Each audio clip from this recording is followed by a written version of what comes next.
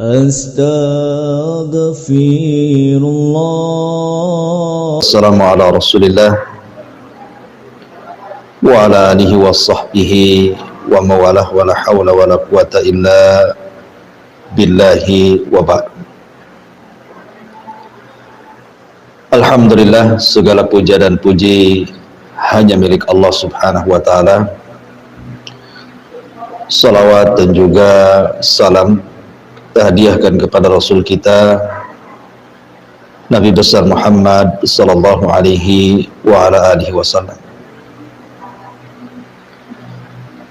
Termasuk masih pada pembahasan Kitab Tauhid,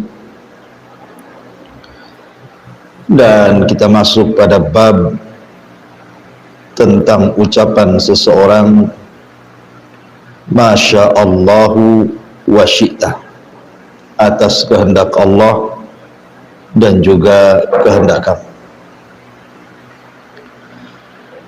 Bab ini hendak menjelaskan kepada kita satu kesyirikan yang tidak disadari oleh manusia dalam ucapan.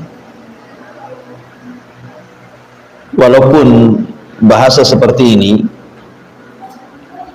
adalah sering kita dengarkan terlontar dari lisan-lisan manusia, tetapi kalau kita dalami maknanya, maka perkataan ini sangat membahayakan tauhid. Walaupun tidak sampai kepada syirkul akbar, syirik besar, tapi minimalnya jatuh kepada syirkul asghar, syirik kecil. Ma'asyiral muslimat yang dimuliakan Allah subhanahu wa ta'ala,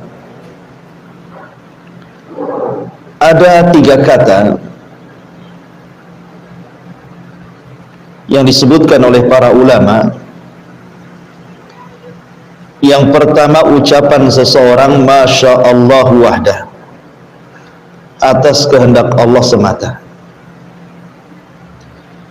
Yang kedua, Masya Allahu thumma syi'ta, atas kehendak Allah kemudian kehendak kamu. Dan yang ketiga, Masya Allahu wa syi'ta, atas kehendak Allah dan juga kamu. Tapi ma'asyiral muslimat yang dimuliakan Allah subhanahu wa ta'ala, 3 kata ini, yang 2 kata boleh diucapkan, bahkan dianjurkan, tapi yang 1 kata terakhir tidak boleh diucapkan. Ucapan yang pertama, Masya Allah wahdah, atas kehendak Allah saja. Inilah ucapan yang sempurna, yang harus diucapkan oleh kita saat kita mendapatkan kenikmatan atau terhindar dari sebuah bahaya atau memang ditimpa sebuah musibah. Karena segala sesuatu yang terjadi di alam semesta ini tidak lepas dari kehendak Allah subhanahu wa ta'ala, apakah di atas nikmat ataukah sebaliknya. Makanya di masyarakat itu penting, Bu, menggunakan pilihan kata itu, karena tidak semua kata-kata itu dibolehkan diucap. Makanya Nabi SAW sampai mengatakan, wa innal abda la yatakallamu bil kalimati la yulkilaha bala yahwi sahibuha fi nari jahannam. Terkadang ada seorang hamba mengucapkan satu kalimat yang tanpa sadar ia ucapkan, tetapi dalam kalimat itu terkandung kemurkaan Allah, maka cukup bagi Allah memasukkan orang itu gara-gara kalimat itu ke dalam api jahannam.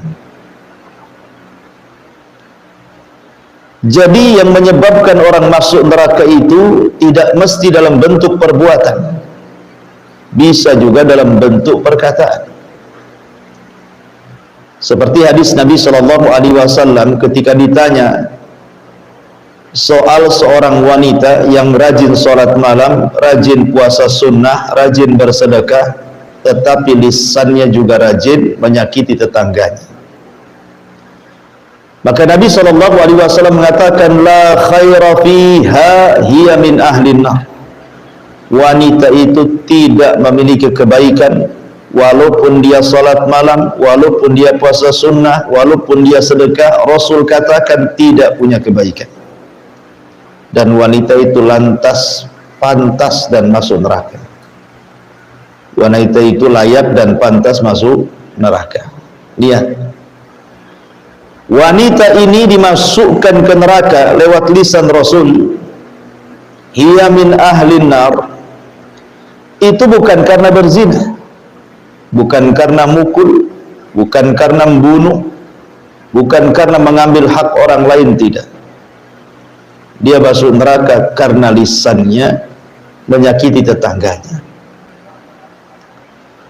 Atau contoh yang lain, ada seorang ahli ibadah di zaman Bani Israel yang ia tidak suka dengan temannya yang ahli maksiat.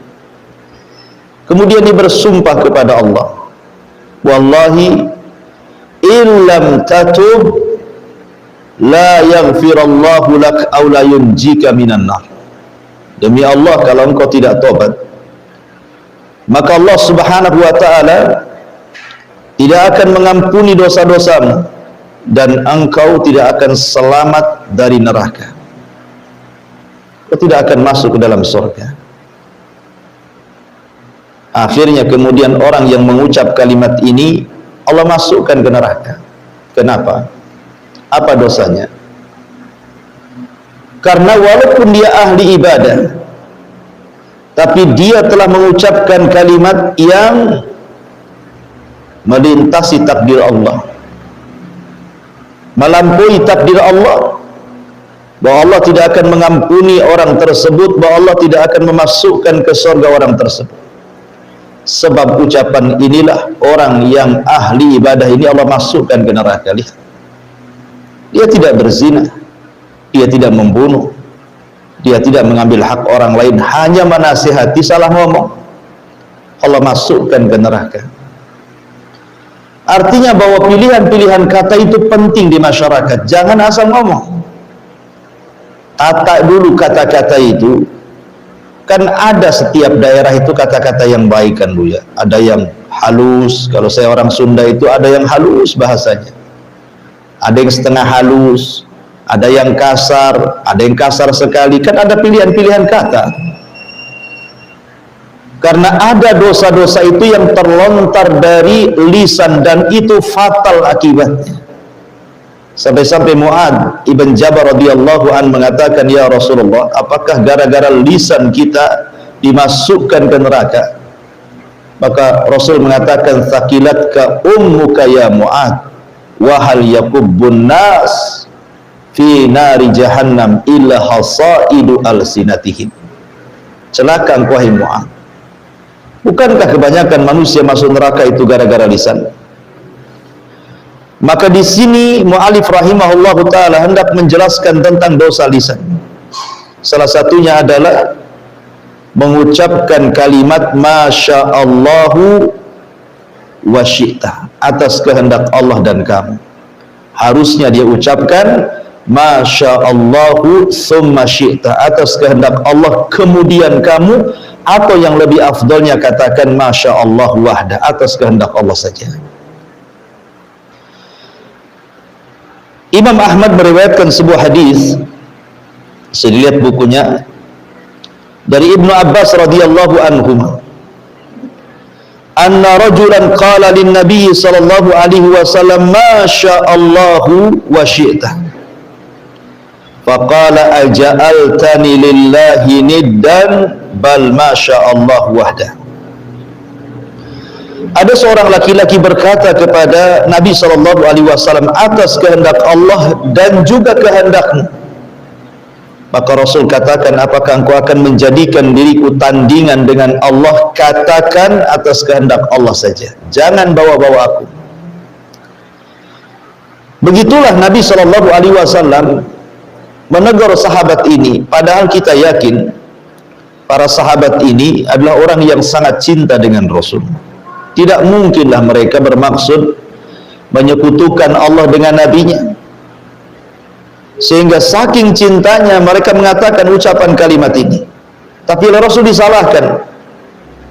Walaupun mereka sahabat Rasul, walaupun mereka sudah dapat jaminan sorga, tetapi karena kata-kata itu membahayakan tauhid dan akidahnya, Nabi katakan, jangan ucapkan kalimat itu, karena sama saja kau menjadikan aku tandingan dengan Allah Subhanahu wa ta'ala.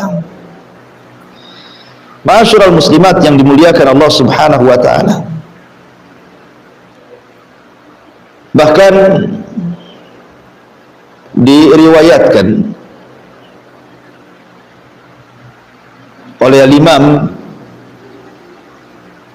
Ibnu Majah di dalam sunannya dari sahabat Tufail, saudara seibu Ummul Mukminin Aisyah radhiyallahu anha. Jadi suatu ketika Tufail ini bermimpi. Apa kata dia? Ra'aitu ka'anni ataitu ala nafarin minal yahud. Dalam mimpiku, kata Tufail, seolah-olah aku mendatangi sekelompok orang-orang Yahudi.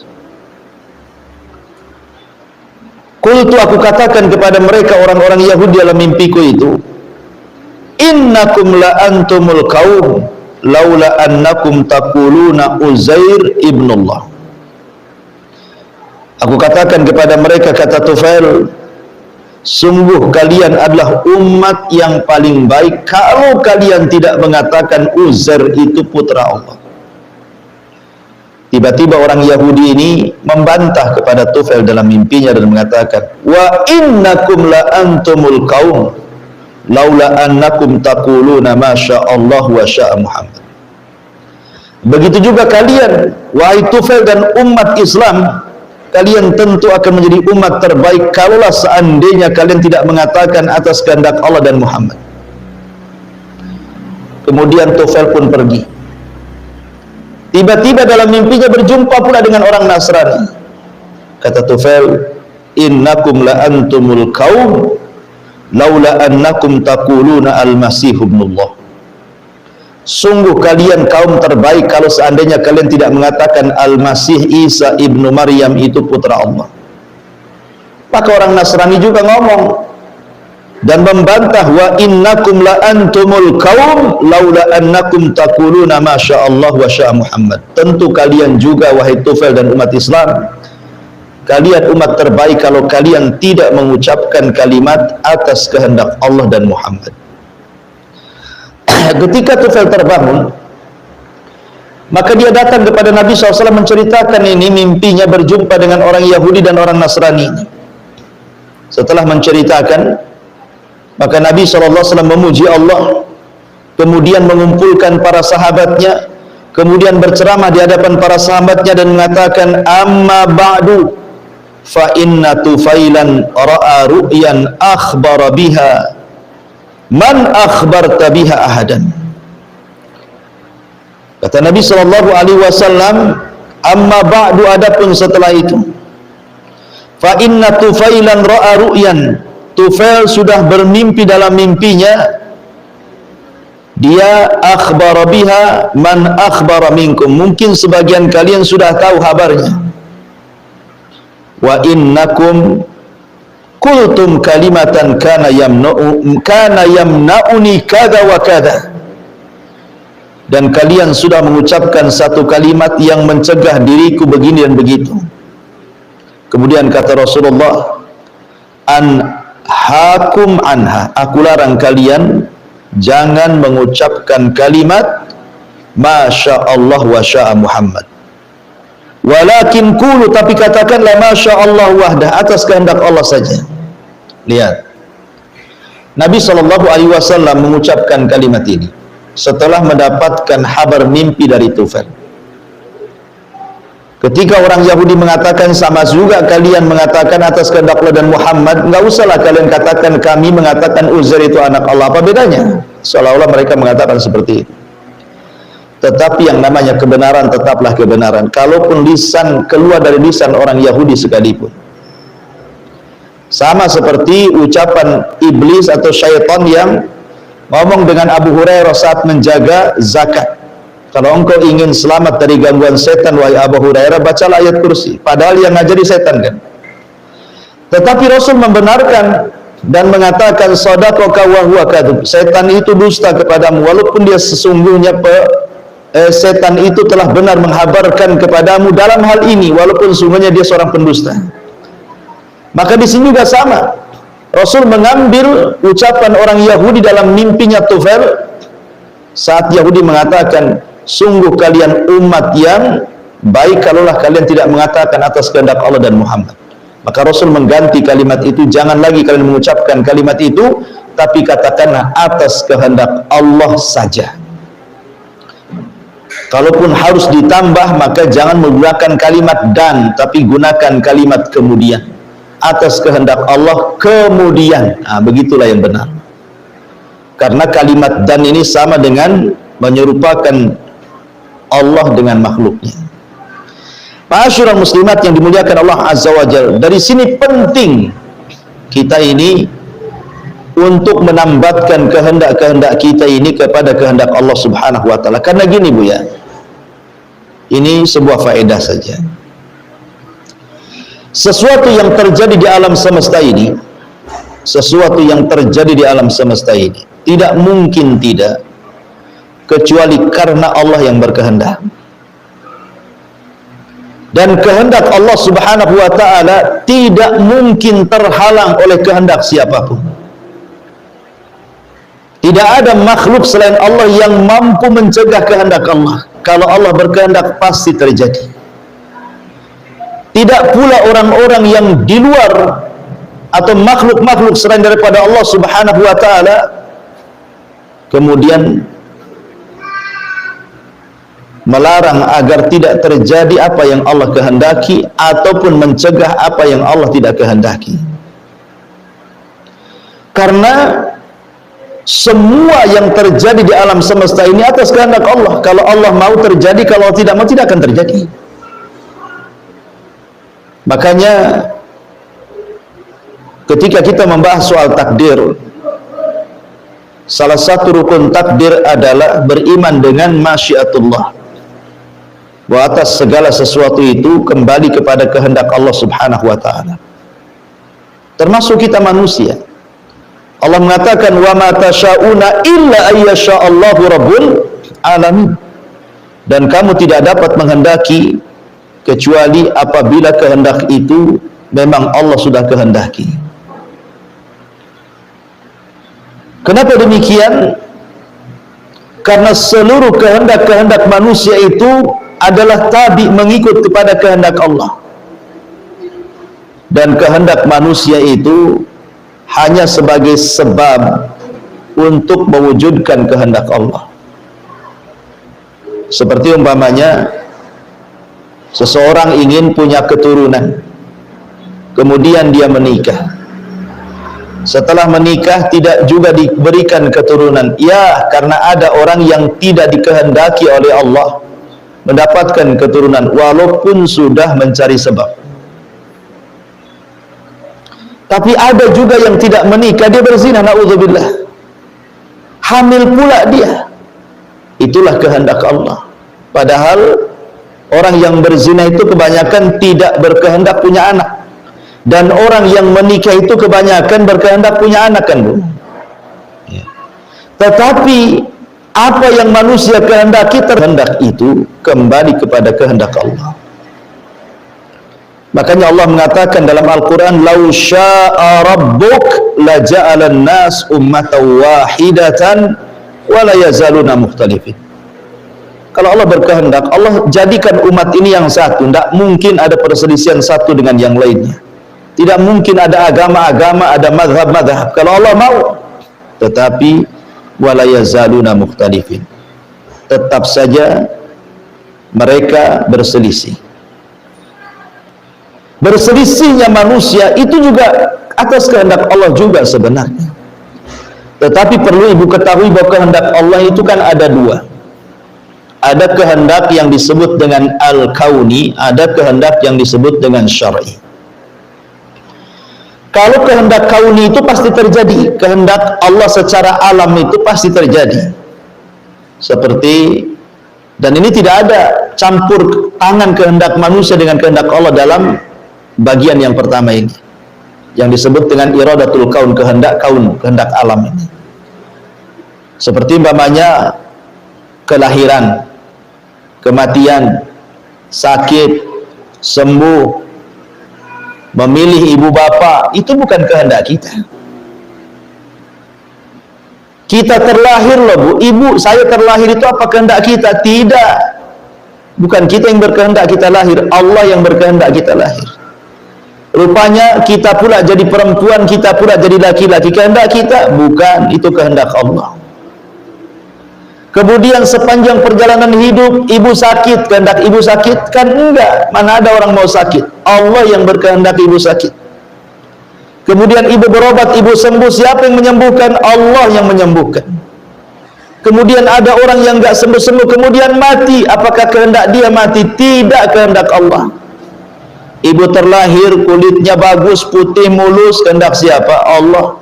Ibu terlahir, kulitnya hitam, kelam, gak jelas, kehendak siapa? Allah. Ibu terlahir tinggi, kurus, ibu terlahir umpamanya gemuk dan begitu seterusnya, itu kan kehendak Allah semuanya.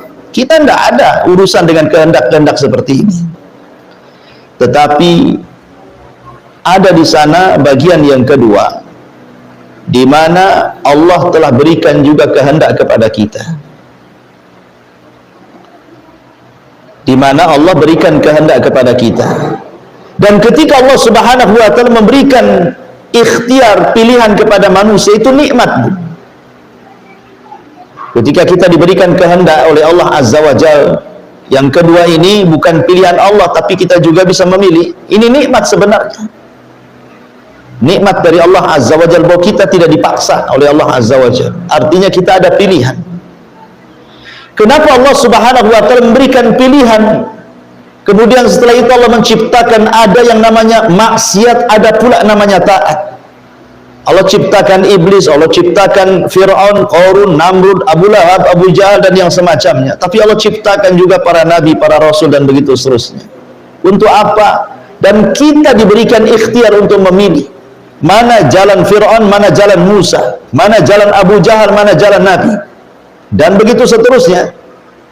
Ini sebenarnya nikmat. Allah hendak mengangkat derajat kita, dan Allah hendak memilihkan kita di hadapannya dengan diberikan ujian. Diberikan ujian antara maksiat dan taat. Kalau kehendak yang Allah hibahkan kepada kita ini, yang merupakan nikmat dari Allah Subhanahu wa ta'ala, kita gunakan untuk mengikuti Nabi, untuk taat, sholat, zakat, puasa, haji, silaturahim, zikir dan begitu seterusnya, maka Allah akan angkat derajat kita. Tapi kalau seandainya kemudian hibah kehendak ini tiba-tiba kita gunakan untuk maksiat kepada Allah Azza wa Jalla, sudah sewajarnya Allah hinakan kita. Maka sebenarnya kehendak yang Allah anugerahkan kepada kita ini adalah bentuknya nikmat dari Allah. Maka gunakan nikmat itu sebaik-baiknya. Gunakan kehendak ini untuk kehendak jalan-jalan yang benar dan tidak menjalani jalan-jalan yang salah. Kalau boleh saya analogikan begini bu ya, ibu mau safar ke Batu Haji, lewat dua jalan, satu jalan Tamiang, Tiban, satu jalan Mukakuning. Yang jalan ke Tiban Tamiang ini anggaplah lubangnya banyak, banyak durinya, banyak jurangnya, banyak orang jahatnya, banyak perampoknya, kuta utupnya dan begitu seterusnya. Yang satu pula yang ke Mukakuning, jalannya luas, lebar, mulus, dekat, terang dan begitu seterusnya. Kira-kira ibu milih mana bu? Ya pastilah milih yang baik jalannya, yang luas jalannya, yang terang jalannya, yang lebih dekat jalannya, dibandingkan jalan yang jauh, banyak tebing, banyak terjal, banyak beling, banyak rampok, banyak ini. Tidak mungkinlah kita ke situ. Rasa mahalnya juga ketika kita diberikan jalan. Ini loh masuk ke sorga. Kalau nanti di sorga itu nikmat, banyak kenikmatan yang tidak bisa dilihat mata, didengar telinga terlintas pun tidak bisa. Ya. Tapi ini loh jalan ke neraka. Di neraka ini luar biasa siksanya, ngerinya, dahsyatnya. Kan kita sudah tahu dari habar Al-Quran dan habar Nabi SAW. Makanya Allah Subhanahu wa taala mengatakan qulil haq mir rabbikum faman syaa'a falyu'min wa man syaa'a falyakfur. Kebenaran itu katakanlah dari Rabb kalian. Siapa yang berkehendak silakan beriman, siapa yang berkehendak silakan kufur. Jadi iman dan kufur itu adalah kehendak kita. Kehendak kita. Karena begini Bu ya, salah paham ya, biar saya luruskan. Saya contohkan ada orang yang minum khamr. Contohlah ada orang yang minum khamr.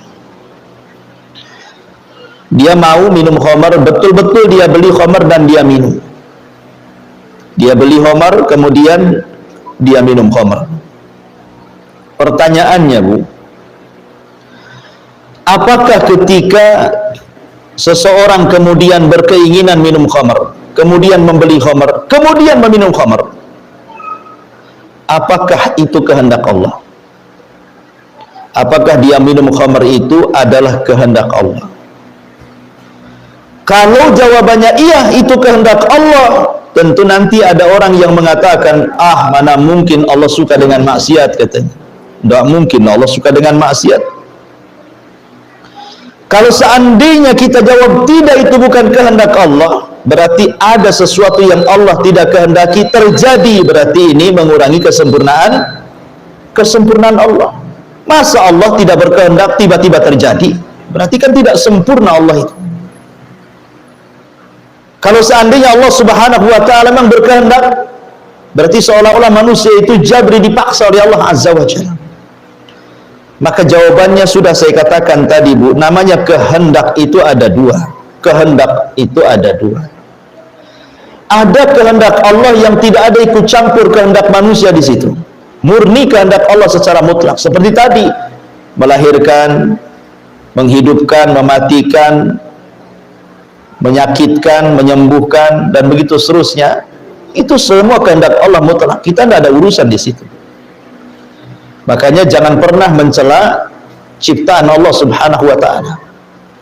Tapi ada yang kehendak itu dibagi. Allah punya kehendak, kemudian Allah bagi kehendaknya kepada manusia sebagai bentuk hibah, menunjukkan manusia tidak dipaksa oleh Allah. Manusia itu punya kehendak sendiri, tetapi kehendaknya tabi'atun wa sababiyatun.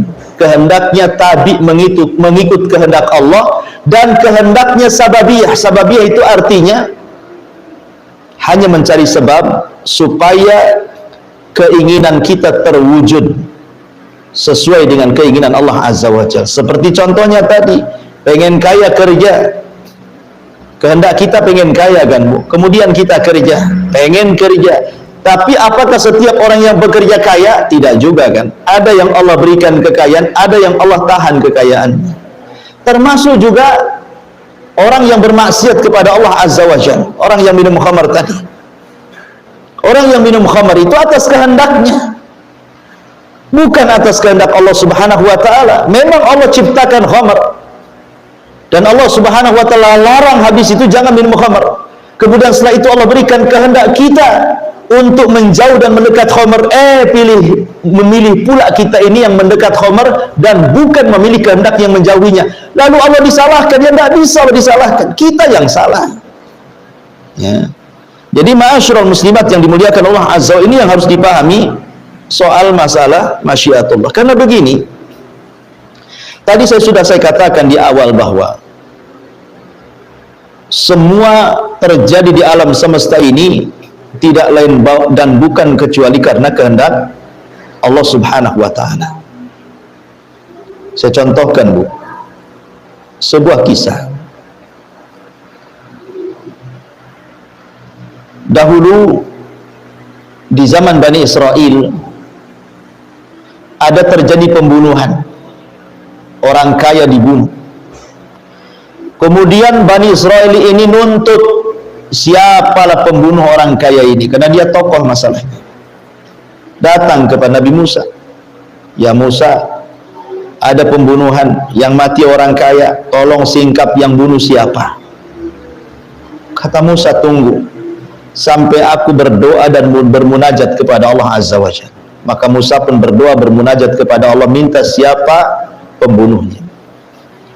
Akhirnya Allah Subhanahu wa taala firmankan dalam surah Al-Baqarah, "Innallaha ya'murukum an tadhbahu baqarah." Kemudian Allah pun perintahkan Musa agar Bani Israel menyembelih baqarah, sapi. Sapinya ada, bukan tidak ada, Bu. Sapi itu banyak. Tapi karena Bani Israel ini banyak tanya, macam mana sapinya, macam mana warnanya, sudahkah dipekerjakan, tidak, dan begitu seterusnya, mempersulit diri. Akhirnya sapi yang mudah dicari, susah pula dia mencarinya. Tapi endingnya Bani Israel mengatakan, kalau seandainya Allah berkehendak, tentu kami akan dapat hidayah. Insyaallahu minal wa inna insyaallahu minal muhtadin. Kata Bani Israel, wa inna insyaallah, dan jika Allah berkehendak, tentu kami termasuk orang-orang yang dapat petunjuk mencari sapi itu. Karena Bani Israel sudah mengait-ngaitkan kehendak Allah atas kehendak Allah, mengucapkan insyaallah, maka keinginan mereka baru terjadi. Itu pun dengan susah payah, harus membeli seekor sapi betina dengan harga seberat gulungan kulit sapi betina itu kalau dikuliti. Coba, ini menunjukkan bahwa segala sesuatu yang terjadi itu atas kehendak Allah, bukan kehendak kita. Kalau Allah berkehendak, sapi itu mereka tidak akan sembelih. Tapi karena mereka sudah menambatkan yakin bahwa semua atas kehendak Allah Azza wa Jalla, baru Allah kabulkan mereka. Akhirnya mereka pun dapat sapinya walaupun dengan susah payah. Ini contoh yang pertama. Contoh yang kedua, Ya'juj wa Ma'juj yang pernah dipenjarakan Dzulqarnain, tidak bisa keluar dari dinding Dzulqarnain itu. Pada setiap hari dia korek lubang loh untuk keluar dari dinding. Setiap mereka lelah letih bekerja mengorek lubang, mereka balik lagi ke rumahnya. Besoknya lagi datang, lubang itu sudah tertutup. Begitu setiap hari. Tapi mereka tidak lelah untuk keluar dari benteng itu. Tetapi di akhir zaman Allah ilhamkan tuh kepala Ya'juj dan Ma'juj dan mengatakan, nahfiru ghadan insyaallah. Besoklah kita insyaallah kita kerjakan lagi. Akhirnya ketika bosnya Ya'juj dan Ma'juj mengucapkan insyaallah, semua atas kehendak Allah, jebol tembok itu dan menjadi satu di antara tanda-tanda kiamat besar. Artinya kalau orang itu yakin bahwa tidak ada yang terjadi di alam semesta ini kecuali karena kehendak Allah, walaupun dia kafir, Allah kabulkan. Ya'juj dan Ma'juj itu kan jelas-jelas kafir, perusak bumi, tapi Allah kabulkan. Tapi walaupun sehebat apapun ibadah ibu, sehebat apapun sholat ibu, sehebat apapun puasa ibu, sehebat apapun zikir Quran ibu, kalau tidak menggantungkan kehendak Allah, maka tidak mungkin terjadi. Karena sesuatu kalau Allah berkehendak terjadi, kalau tidak berkehendak tidak akan terjadi. Dan itu dialami Nabi. Ketika Nabi SAW diberikan soalan, kemudian dia lupa membaca insya Allah, akhirnya soalan itu sulit dijawab. Kalau bukan karena kehendak Allah, Rasul tidak akan mampu menjawab soalan itu. Boleh jadi semakin dahsyat pendustaan orang-orang Quraisy kepada Rasul SAW. Maka dari sini Bu, penting seseorang itu mengait-ngaitkan dengan kehendak Allah. Seperti umpamanya, ibu nih baru bangun rumah nih, ya, bangun rumah cantik-cantik, beli kebun lebar-lebar, ditanami mangga, ditanami durian, ditanami macam-macam gitu ya, baru beli kendaraan bagus, grass langsung dari dealernya, bagus, cantik gitu kan. Maka jangan lupa Bu, katakan dua perkara. Pertama, katakan Masya Allahu la quwata illa billah. Yang kedua, katakan Masya Allahu tabarakallah. Ya Bu ya, ibu kalau diberikan rumah cantik, kebun luas, kendaraan bagus, anak soleh, soleha, suaminya juga bagus gitu ya. Jangan lupa mengatakan dua perkara. Masya Allahu tabarakallah atau Masya Allahu la quwata illa billah. Apa maksudnya?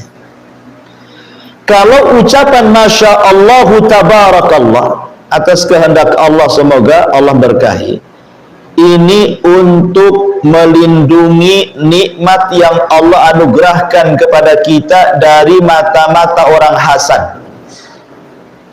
Di sekeliling ibu itu banyak orang hasad loh Bu.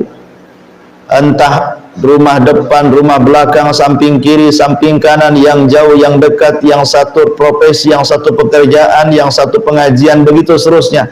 Namanya mata-mata hasad itu ada Bu, tidak mungkin tidak ada.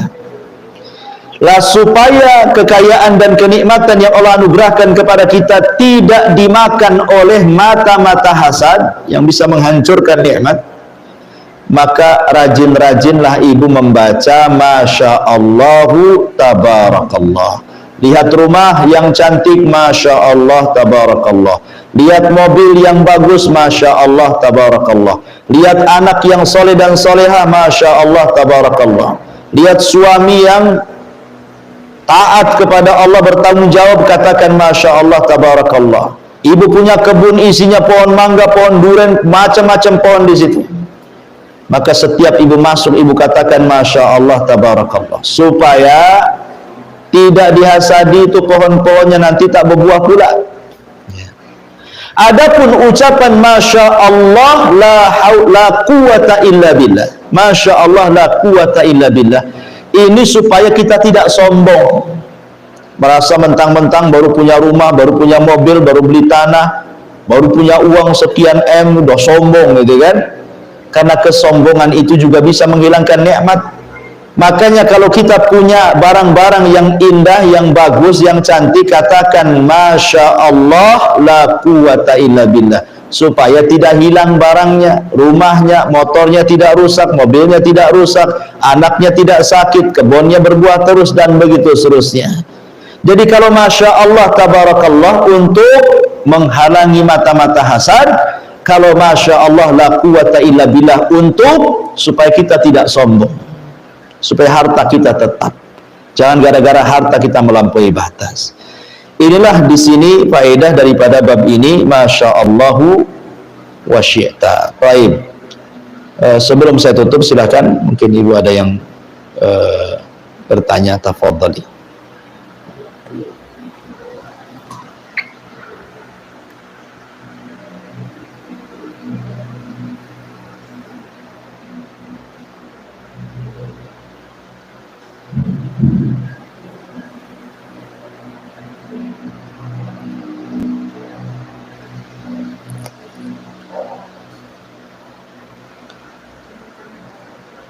Nggak ada?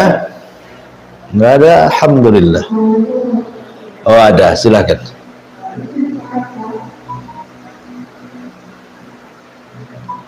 Nggak dengar Bu, jauh kali suaranya. Mungkin karena soundnya di dalam jadinya nggak dengar.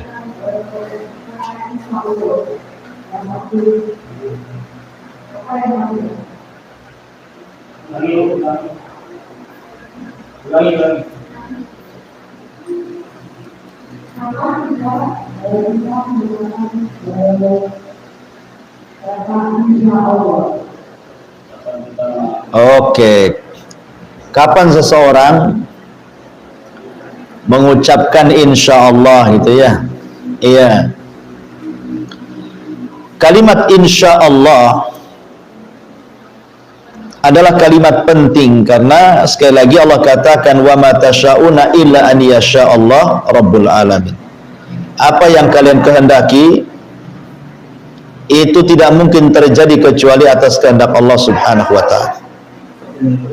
Ya, jadi kapan kalimat insya Allah itu diucap?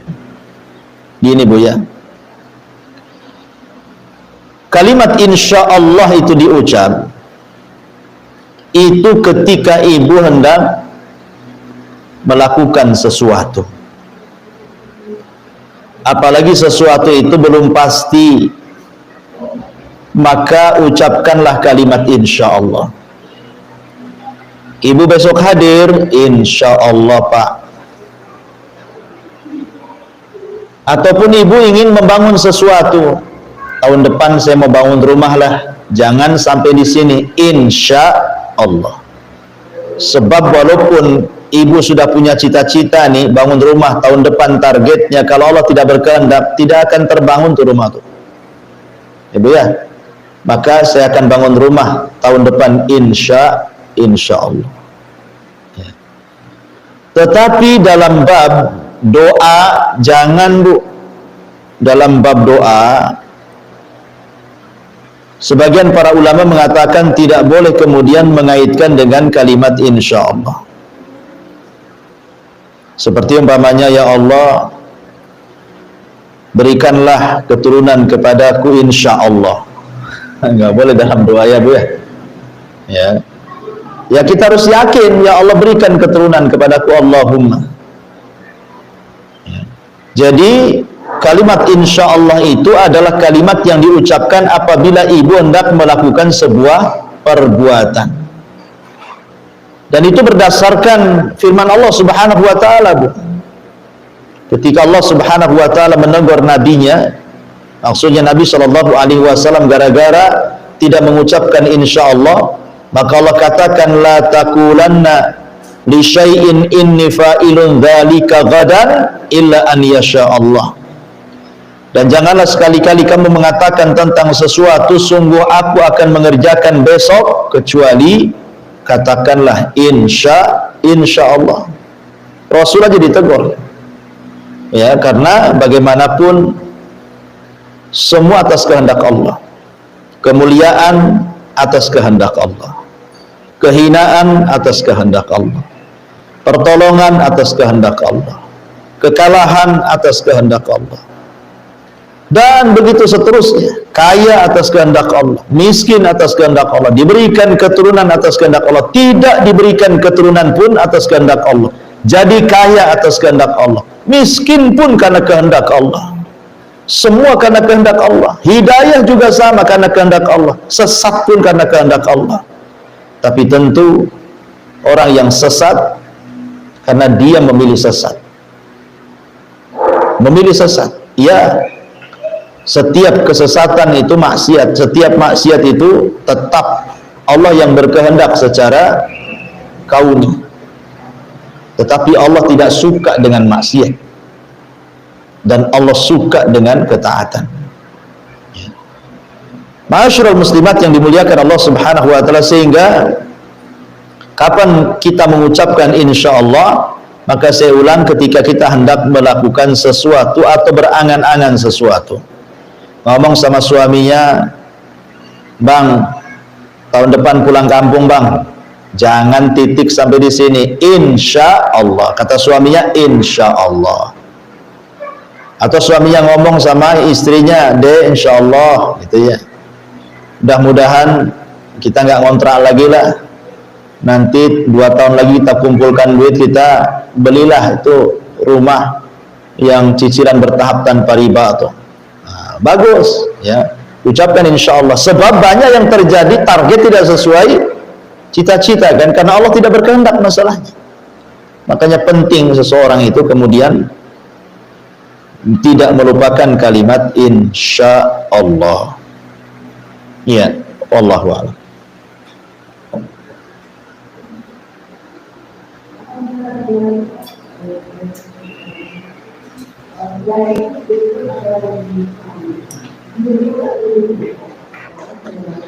Apa ya? Nggak dengar saya Bu. Aduh.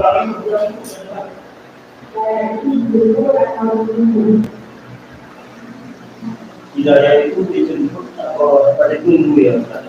Hidayah itu dijemput atau ditunggu? Kalau ditunggu nggak datang-datang Bu.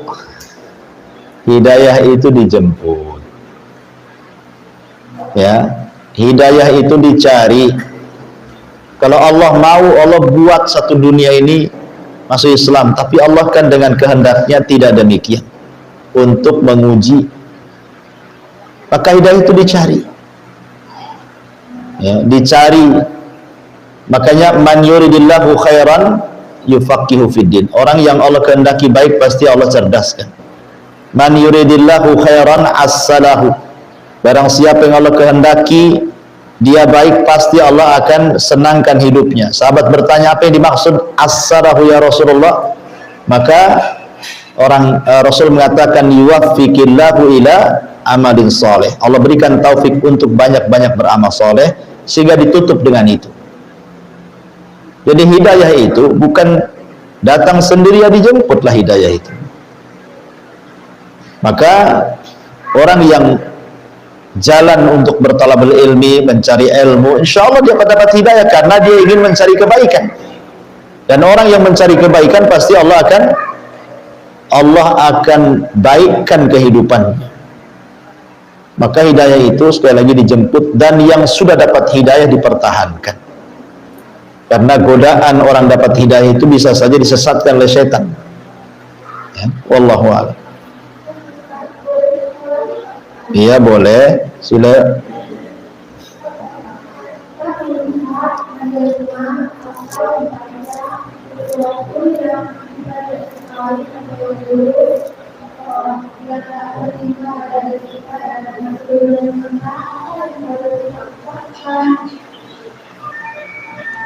Ya, apa Pak Jul tuh? Ngomong apa? Saya kita melihat atau mendengar sesuatu yang buruk atau sesuai dengan bagus gitu, apa yang harus kita ucapkan? Oh iya, kalau seandainya kita melihat sebuah keburukan, orang celaka gitu kan, pokoknya ada orang celaka di jalan gitu, ya ibu katakan inna lillah wa inna ilaihi raji'un, dan ucapkan alhamdulillah, bukan alhamdulillahnya kepada orang yang celaka. Ucapkan alhamdulillah itu, aku tidak seperti dia, gitu Bu ya. Jadi ucapan alhamdulillah itu maksudnya bukan mendoakan orang celaka ya. Kalau dengar ibu bisa diomeli lah, aku jatuh kok kamu bilang alhamdulillah.